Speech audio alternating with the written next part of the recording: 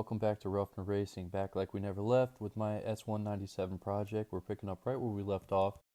Painting the underbody, put the final touches on it. My car got stuck on the lift. This is a little bit of how we got it down. This is some more of the interior. You can see I'm using a torch and a scraper to get the rest of the sound deadening off.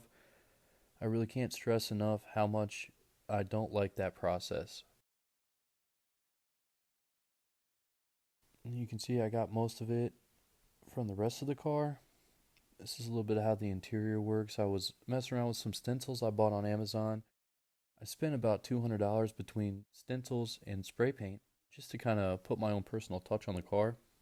That's what's really fun about these projects. This is one of the first versions I had of the roll cage in the inside of the car. I changed a few things down the line. I really didn't like how the roll cage turned out.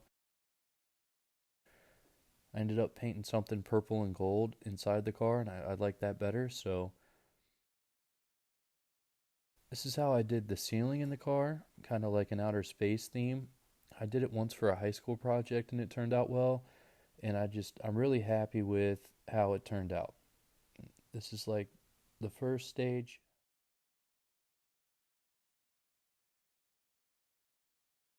Now this is how it looked when it was finished, and I'm really happy with it.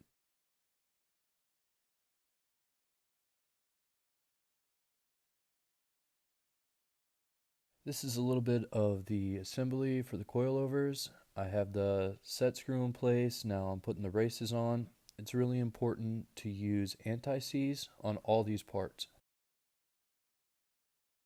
You'll never turn the set screw if you don't have anti-seize under the weight of the car and the spring and everything else. So really make sure you coat everything you can in anti-seize as far as coilover components are concerned.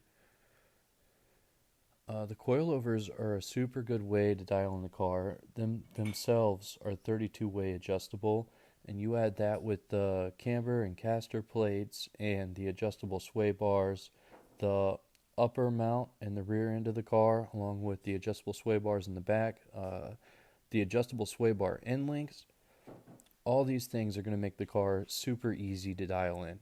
Now, I never see a Mustang being a momentum car. It's obviously a point and shoot car, but there are certain things you can do to correct oversteer and understeer, and this just makes the process a lot better. Once I get the car completely dialed in how I want it, I think I'm going to take it to a parking lot and just kind of see what it wants to do first in the turn, if it wants to understeer or oversteer. If it's trying to oversteer, I can correct it a few simple ways: lowering the front tire pressure, raising the rear tire pressure, stiffening the front shock, softening the rear shocks, raising the front end, lower the rear end, install narrow front tires, install wider rear tires, stiffen the front sway bar, soften the rear sway bar, reduce negative front camber,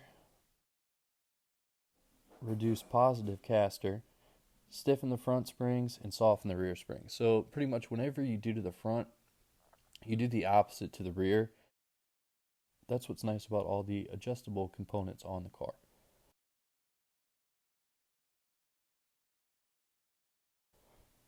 Now here I am taking out the old K-member. It's important to have a friend or someone else you know that likes cars to help with this process. You can see two people makes the process go a lot faster. And it's also important to have a lift if you can get one, because this took me several hours and the motor wasn't even in the car. So, and I had a few friends helping out. I'm really pleased with the Kenny Brown K-member. I think they spend a lot of time and they go over, their attention to detail there is fantastic. They think of every little thing. You know, they've been racing for a long time. They have a good team there. There's the K-member, the adjustable sway bar links. Here's the coilovers and the steering rack. I retained the original steering rack, which you can do with this kit. I think that's nice.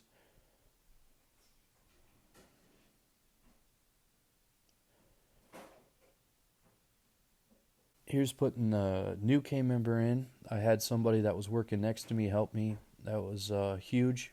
I tried to fight it by myself for several minutes, and I realized it probably wasn't going to go that great trying to put it in by myself, so I asked for help. He was nice enough to come help me.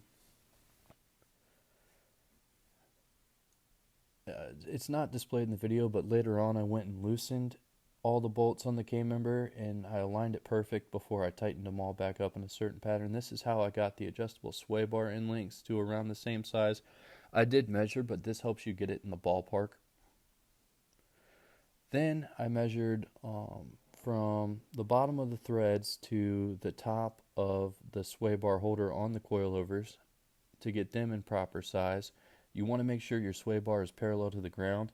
It's hard to do without the engine in the car and everything, so this is kind of just a rough estimate of how it's going to turn out. This is the inside. I mentioned painting the roll cage purple earlier. That's how that turned out.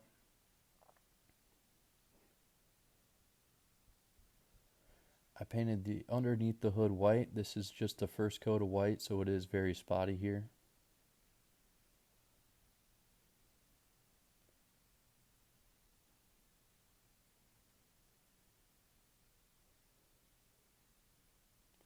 And I am going to go over the inside one more time, kind of kill some of that overspray there and clean a few things up.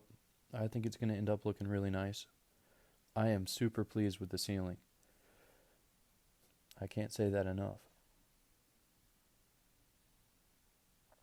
There's a little bit of the second coat of white. It probably still needs one more coat, but it's looking pretty good. I used the trash bag to cover up all the wires. Special thanks to Sheena for helping me out. It wouldn't have been possible without her. My friend Griffith as well. He's not in the video. He did a lot of the recording, so I appreciate his help. If you liked the video, please make sure to like and subscribe and leave a comment.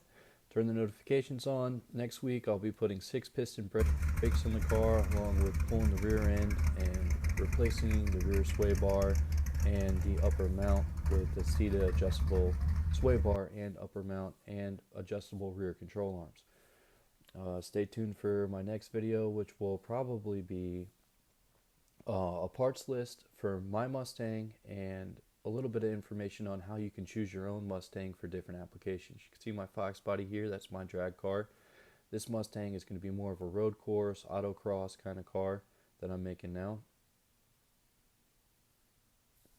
Buddy, and welcome back to Seth's Car Show, where we talk about Mustangs.